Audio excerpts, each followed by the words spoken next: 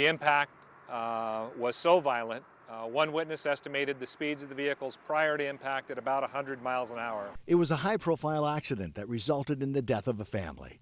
In May of 2005, a 45-year-old Boise man slammed into a car at the intersection of Highway 55 and Beacon Light Road, killing a mother and father and their 5-week-old daughter. When ISP arrived on the scene, one of the things they determined by the physical evidence was that the pickup was going 70 miles an hour when it struck the car at this intersection. Days later, the EDR confirmed their findings.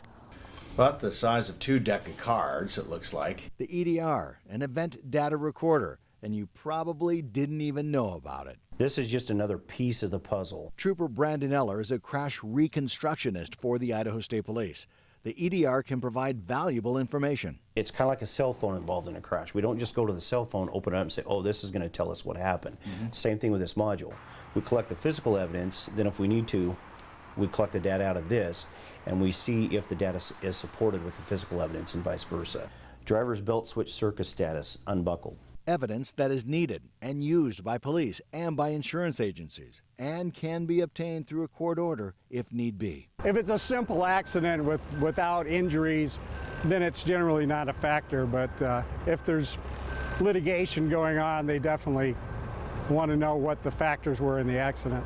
Bill Morrow manages Copart, a very active auto salvage yard in Canyon County. He's seen all shapes and sizes come and go, knowing that by the time he gets what's left of the damaged vehicle, investigators already know everything they need to know about your speed, brake time, seatbelt use, and airbag deployment. They have computer outlets you can just plug into. For something that's bolted in the floor or under the dash, they're hard to get to, but really easy to read.